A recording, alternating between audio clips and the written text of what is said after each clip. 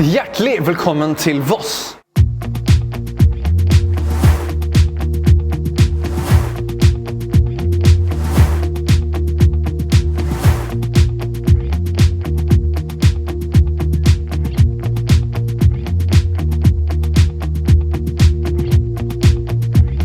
Vi står utenfor Voss kulturhus, og i dag kjører vi en Volvo 9700 HD med kombibygg. Og kombibyggene var et vanlig syn på norske veier i mange år. Dessverre forsvant de, samtidig som at Volvo kuttet ut midtmotorchassiene. Men Bussring har fått kontrakten på Riksteatret og har kjørt dem siste årene. Og når de trengte å utvide kapasiteten på kombikjøringen, så klarte de å få bygge en ny buss på Karusfabrikken. Og i dag skal vi ta den bussen her fra Voss kulturhus til Jessheim kulturhus, simulert som en dag på Riksteatret.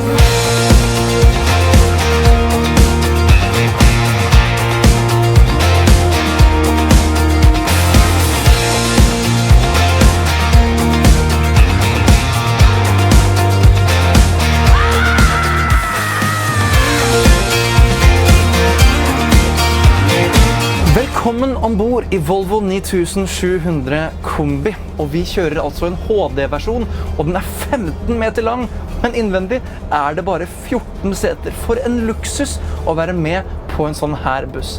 Denne bussen, den går for Bussring. Bussring holder til oppe i Tromsø, men de har busser i hele landet til enhver tid på turné for blant annet Riksteatret. Denne bussen her har senere i tiden kjørt på forestillingen som heter Sult av Knut Hamsun, og nå sto den i Oslo, og vi fikk lov til å låne den på en tur fram og tilbake til Vestlandet. Og nå skal vi altså kjøre fra Voss kulturhus og ned til Jessheim kulturhus. Det er altså en glede å kjøre i Norge i en sånn fantastisk vakker dag som vi har i dag.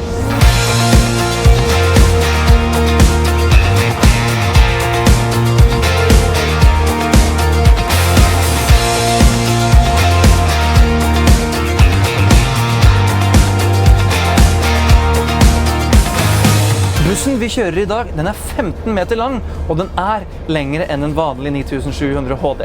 De er ofte 14,77 meter lange, og de få centimeterne ekstra, de merker vi godt. Motoren er en B11R-motor på 469 hestekrefter, og den sparker godt ifra seg. Sammen med i-skiftkassen på 12 trinn, så er dette en veldig god kombinasjon å kjøre, og vi har jo vært inne på i-skiftkassen før, men denne her er nesten mer behagelig enn noe annet av det vi har kjørt. I kupeen så har vi 14 sitteplasser, så her har du all verdens med plass.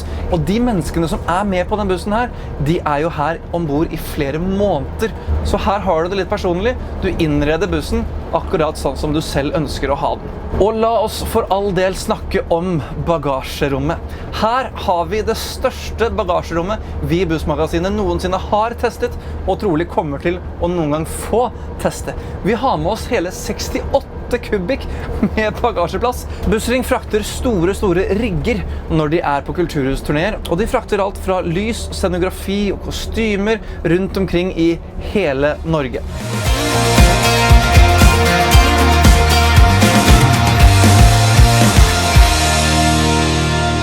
Innvendig i bussen så er den jo å kjenne igjen som en helt vanlig Volvo 9700. Vi har det vanlige panelet her fremme. Litt tøffere ratt, vi har noen sømmer, og til og med Volvo-logoen er sydd inn i skinnet. Setene baki er av level 4, så de er av den høyeste kvaliteten av seter du kan få på disse bussene. Vi har adaptiv cruisekontroll, vi har innfellbare speil, vi har som vanlig god sikt fremover og til siden, vi har et elektrisk sidevindu, et kjøleskap her fremme, og selvfølgelig en veldig god førerplass å sitte i. Og her fremme så har vi jo da selvfølgelig Karus-dashbordet. Veldig oversiktlig og fint, og jeg liker veldig godt å jobbe med dette her dashbordet. Og så er det jo deilig å se at en 2018-modell bare har rullet 55 000 kilometer akkurat i dette øyeblikk på telleren.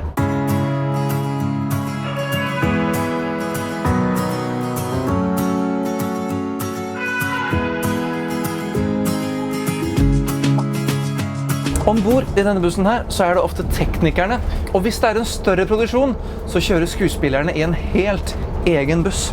Du har ulike typer produksjoner på Riksteatret. Du kan ha for eksempel Liv Ullmann på en soloturné rundt i hele Norge. Da hun med i kombibussen selv, men hvis du har for eksempel Hakkebakkeskogen av Torbjørn Egner på en turné, så det såpass mange skuespillere at de har en helt egen buss. For et drømmeliv!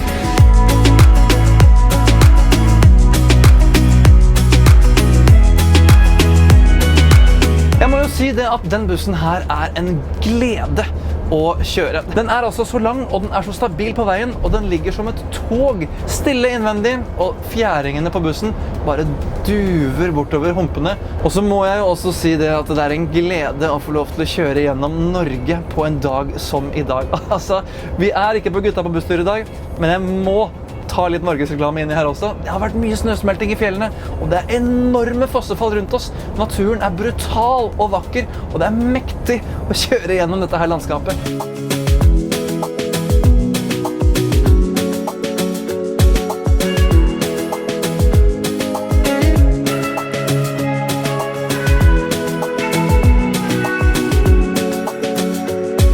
Denne bussen vi kjører nå, den har en fast sjåfør, og den karen som har den bussen, han heter Svennis. Og ikke bare har han kjørt kombibuss i alle år, han har også klart å utvikle et system på disse bussene som har fått navnet Svennis-fjæringen. Det nemlig sånn at når disse gutta kjører rundt på Riksteatret, så det trangt å rygge inn til mange av kulturhusene. Ofte står det feildosert, og det hellinger, og det bakker, og du vil jo gjerne ha ut rekvisittene på en riktig og god måte.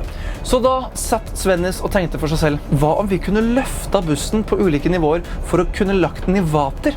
Og så spurte han litt ulike verksteder rundt omkring om hvordan det kunne løses. Hvis Buss og Last i Trondheim syntes dette var en god idé og prøvde å utvikle et system, så på bussen han hadde før denne her, så fikk han til et fjæringssystem som faktisk kunne heve og senke bussen sånn som han vil.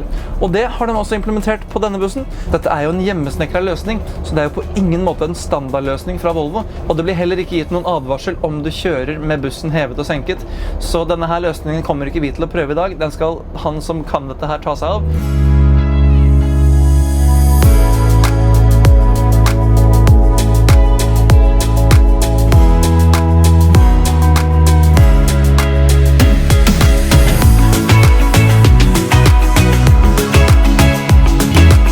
Kombibussen har hatt en lang historie i Norge. I Sverige så de fortsatt i daglig bruk og brukes mye oppe i Nord-Sverige, men i Norge så har det blitt mer og mer utfaset, dessverre. Da jeg var liten så var jo kombibussen en del av lokalsamfunnet på Vestlandet. Da kom lokalruta både med post og passasjerer. Vi hadde jo firma som Sogn Billag, Firda Billag, Telemark Bilruter, Nordlandsbuss, alle disse her var jo store på kombibuss, men distribusjonsbilene kom og overtok hele bransjen, og så ble det ikke lønnsomt å drifte kombibuss, dessverre. Men så det jo sånn at noen bransjer fortsatt har behov for utstyret. Bussring sikret seg de siste kombibussene fra Karus, og de ble produsert da midtmotoren fortsatt kom. Og så var det mange, mange år hvor ikke du fikk tak i ny kombibuss, men her sitter vi i et bygg som bygd i 2018, bygd på hekkmotor og kombiskap. Og det ikke mange produsenter som bygger kombibuss i dag. Før i tiden så fikk du jo kombibuss bygd både fra finske fabrikker, du fikk bygd norskt her på Arna-fabrikker i Norge og på Vest. I dag så det Van Hool som den største produsenten av kombibuss.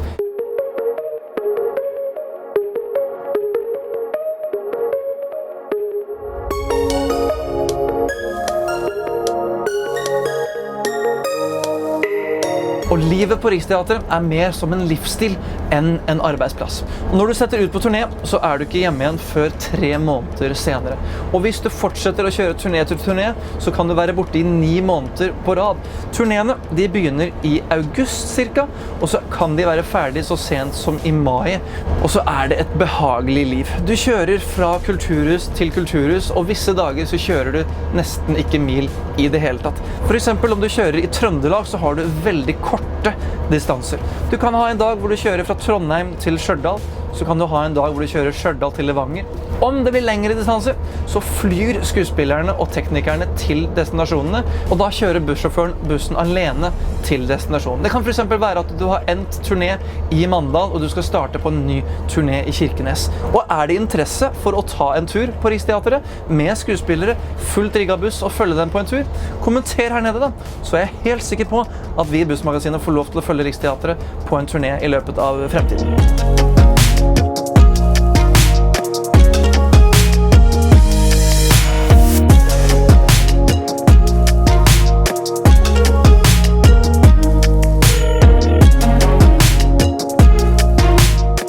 Da har vi kommet ut av alle tunnelene her på Vestlandet, og vi skal nå kjøre over Hemsedalsfjellet.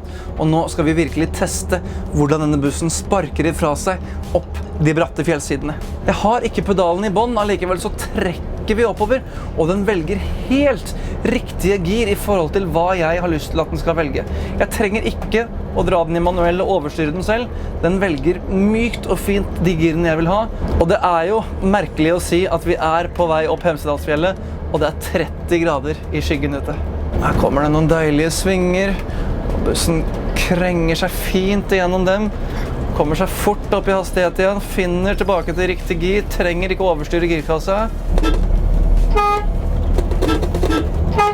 Man kan lage musikk her også. Fantastisk for kreative skuespillere på veien.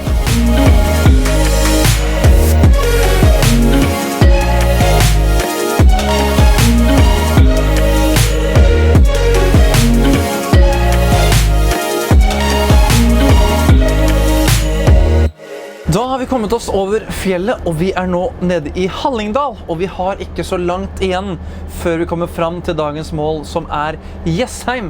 Og vi gleder oss alle sammen til å se Toms fantastiske monologstykke på 2,5 timer på Jessheim Kulturhus i kveld. Når du står og venter på bussen, og det viser seg at bussen bare går i ring, det er da du skjønner at du er kommet i en riktig verden. Jeg vil oppsummere bussen med å si det at den har virkelig imponert meg, og jeg er så glad for å se at Karus har begynt å produsere kombibusser igjen. Dette er ikke noe hyllevare, men dette er en buss de bygger på forespørsel, og dette her har vært en drøm å kjøre over fjellet. Det er altså som å kjøre et lokomotiv på skinner. Så nå tenkte jeg at vi skal bare ta turen ned til Jessheim, og når vi kommer dit, så er det på tide at Tom forteller deg litt teknisk rundt bussen i Toms tekniske hjørne.